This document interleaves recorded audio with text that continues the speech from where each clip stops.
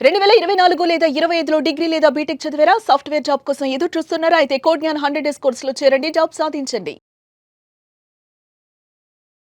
నమస్తే సార్. నమస్తే అండి. సార్ ఈరోజు గోల్డ్ ప్రైస్ చూస్తే మనం 24 క్యారెట్స్ 1,50,000 ఉంది. అలాగే సిల్వర్ గూడా 2,80,000 మనకు కనిపిస్తుంది. ఈ 2 డేస్‌లో సిల్వర్ గూడా 40,000 తగ్గింది. అలాగే గోల్డ్‌లో గూడా మనకి నిన్నటికి ఈ రోజుకి గూడా వేరియేషన్ కనిపిస్తుంది.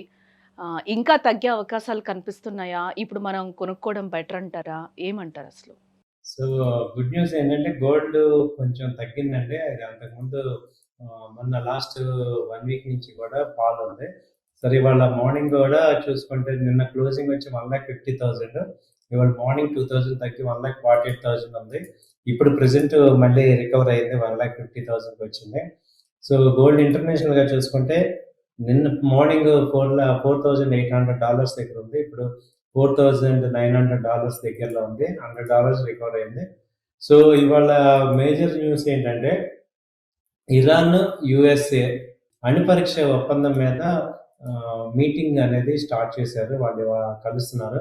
సో, దానివల్ల ఏమవుద్దంటే ఇంటర్నేషనల్‌గా కొంత పీస్ ఆఫ్ మైండ్ అనేది రావడం జరుగుతుంది. ఎప్పటినుంచో కూడా డొనాల్డ్ ట్రంప్ ఇరాన్ అణుపరీక్షల్ని ఆపాలని చూశారు.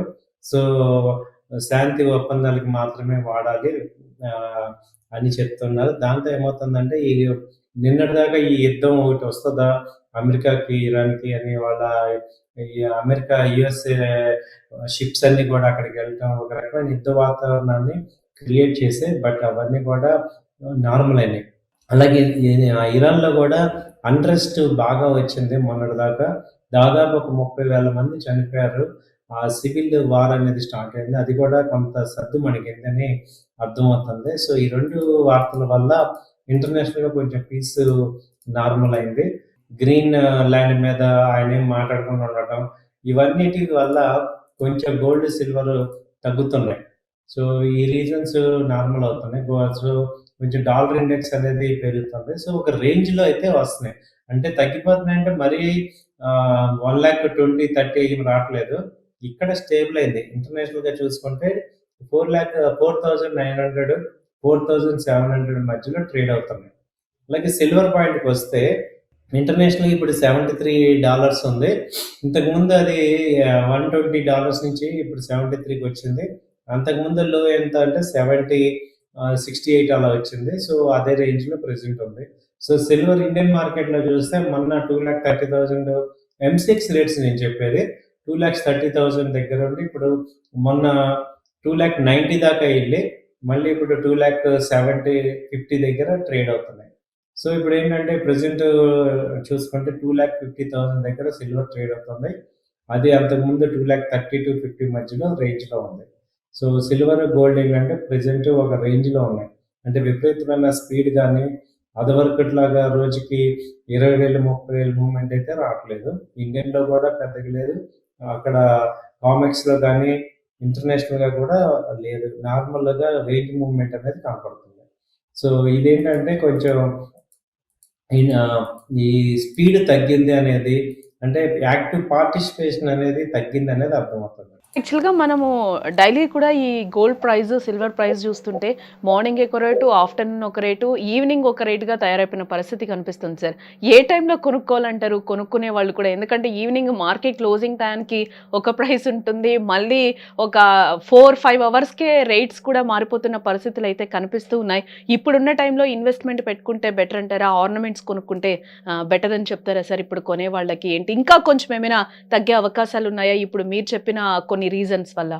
ఇంతకు ముందులో పోలిస్తే కొంత తగ్గింది రేటు.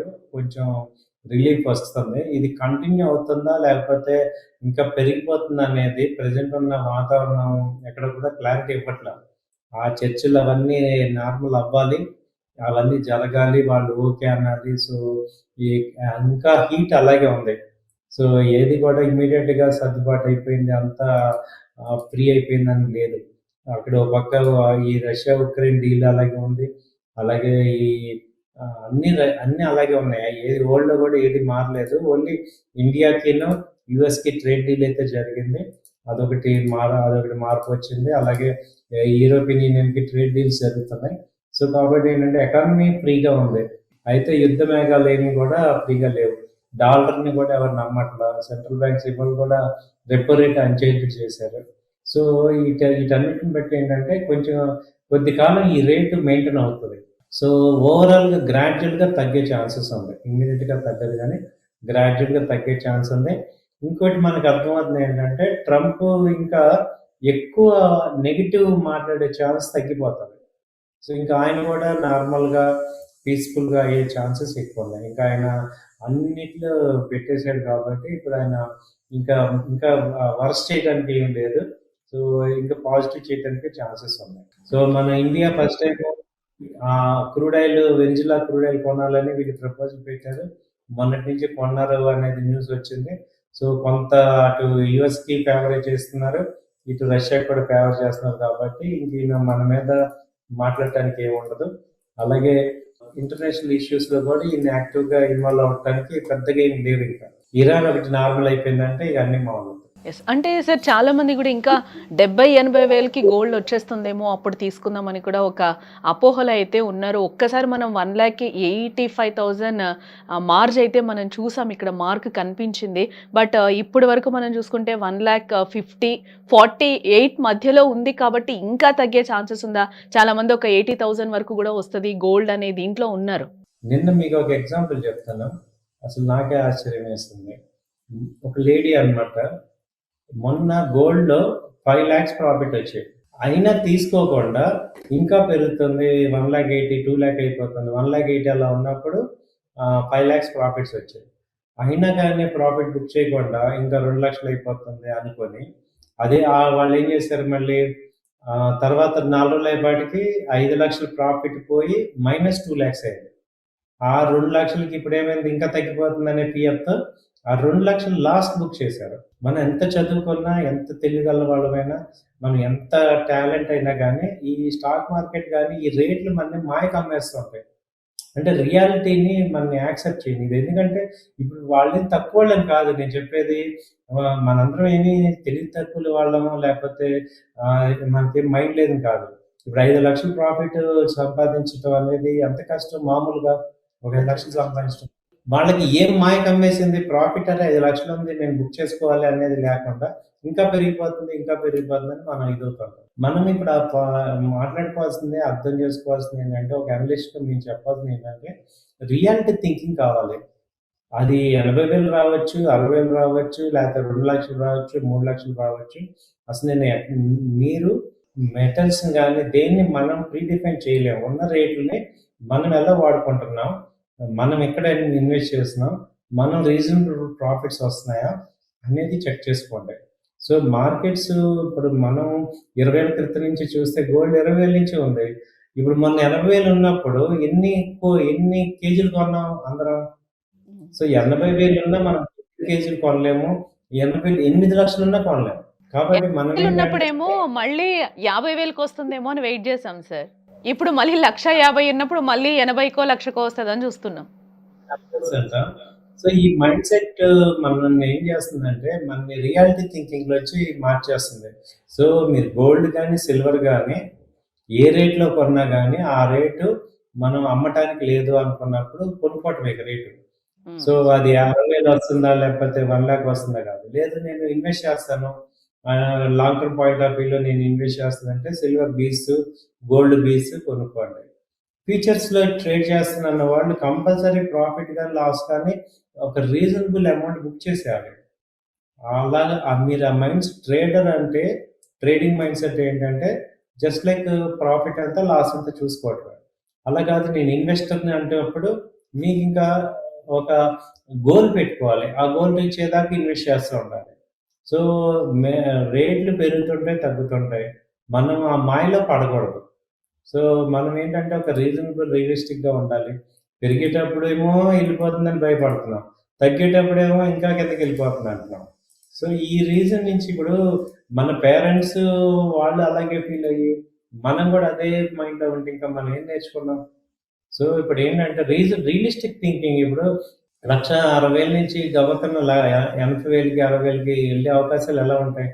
ఒకసారి మనం మామూలుగా ఆలోచిస్తే పెరిగేది కానీ ఏదైనా కానీ ఇప్పుడు మన శాలరీలు ఉన్నాయి.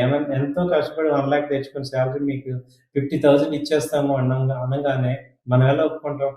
అలాగే మైనింగ్ కాస్ట్ ఉంటుంది కదా! గోల్డ్‌కి ఒక మైనింగ్ కాస్ట్ ఉంటది, ట్రాన్స్‌పోర్ట్ కాస్ట్ ఉంటది, వరల్డ్ బ్యాంక్స్ అన్ని ఉంటున్నాయి.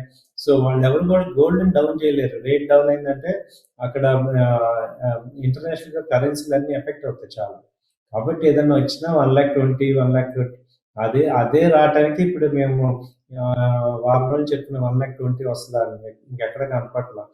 $5,000 ఇంటర్నేషనల్‌గా ఇప్పుడేంటి 80,000 రావాలంటే $3,000 రావాలి ఇంటర్నేషనల్‌గా. సో, చాలా పాసిబిలిటీ చాలా తక్కువుంది. కాబట్టి ఏంటంటే మనకిప్పుడు ఉన్న దానిలో మీకేమైనా మనీ ఉంటే కొంత యాడ్ చేసుకోవడం బెటర్. అంటే డీసెంట్‌గా మనం థింక్ చేయాలి. సిట్యుయేషన్‌లో కొనుక్కోవడమే బెటర్ అంటారు. అంటే ఎలాంటి ఫ్లక్చుయేషన్స్ వస్తాయో తెలీదు కాబట్టి ఆ టైంలో ఆ రేట్‌కి ఎంతో కొంత తీసుకోవడం బెటర్. డైలీ మేమిచ్చే వీడియోలో ఏంటంటే రేట్స్ మీకు అప్డేట్ చేస్తుంటాము. ఏం జరుగుతుంది గోల్డ్, సిల్వర్ మార్కెట్‌లో, ఇంటర్నేషనల్ న్యూస్‌లో ఏం జరుగుతున్నాయి. ఇదొక ట్రాక్ లాగా మీకు ఒక ఈ వీడియో వింటూ ఉంటే ఏంటంటే ఏం జరుగుతున్నాయి. సో, ఎక్కడి వరకు రావచ్చు, ఏంటి అనేది చూసుకోవచ్చు. మేజర్ వచ్చినప్పుడు అవిటు మీకు వింటారు కాబట్టి అక్కడ యాక్షన్ తీసుకోవచ్చు. అంటే ఇప్పుడు నేను ఒక 1,00,000 కొనుక్కోవాలనుకోండి. ఇప్పుడేమన్నా ఒక 30,000 పెట్టి ఇక్కడ కొనుక్కోండి. ఒక 60,000 పక్కన పెట్టేయండి. ఒక 70,000 మళ్ళీ డౌన్ అయినప్పుడు మళ్ళీ యాడ్ చేస్తాం. అసలు ర్యాలీలో పార్టిసిపేట్ చేయాలి కదా! సో, అంతేగాని అసలు పార్టిసిపేట్ చేయకుండా కూర్చుంటే ఎలా?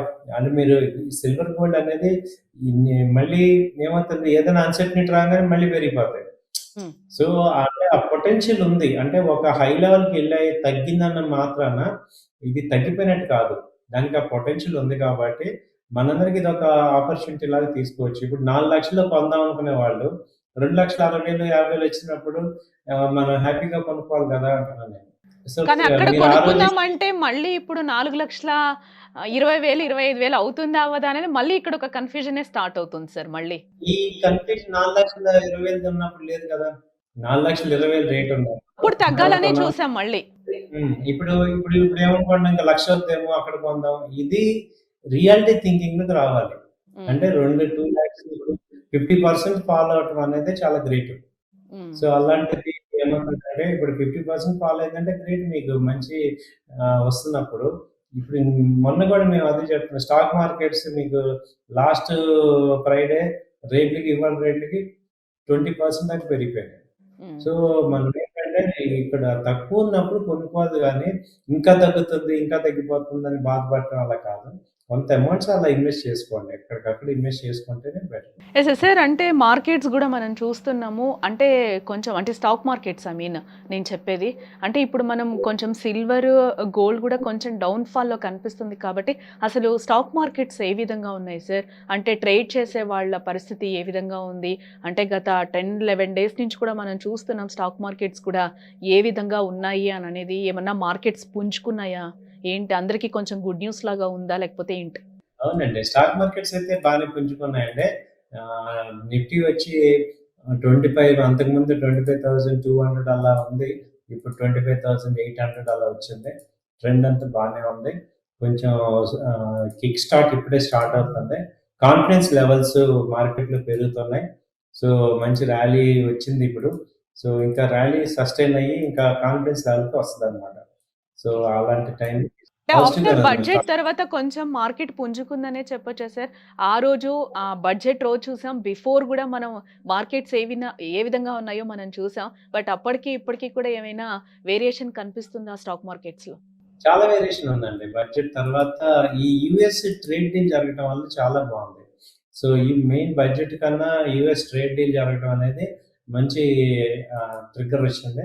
సో, అదేమో ర్యాలీ నిలబడుతుంది. బానే కంపెనీస్ అన్నీ కూడా. ఈ మధ్యలో మొన్న ఐటీ కంపెనీస్ మీద ఐటీని రిప్లేస్ చేస్తుందని ఒక న్యూస్ వల్ల కొంచెం డౌన్ అయినాయి. సో, అదొక సెక్టర్ వైస్‌గా కాబట్టి కొంత అది ఇంపాక్ట్ అవుతుంది గానీ మిగతా ఐటీ కాకుండా మిగతా అన్ని కూడా మంచి గ్రోత్ అయితే కనపడుతుంది. బ్యాంకింగ్ గానీ, రియాల్టీ గానీ, ఆటోమొబైల్స్ ఈ సెక్టర్స్ అన్నీ పెరుగుతున్నాయి. అలాగే ఈ ఆహ్, రైల్ కంపెనీస్, అలాగే డిఫెన్స్ సెక్టర్స్ ఇవన్నీ కూడా పుంజుకోవడానికి ఛాన్సెస్ కనపడుతున్నాయి. సో, ట్రెండ్ పాజిటివ్‌గానే ఉంది. Right sir. Thank you so much. Right.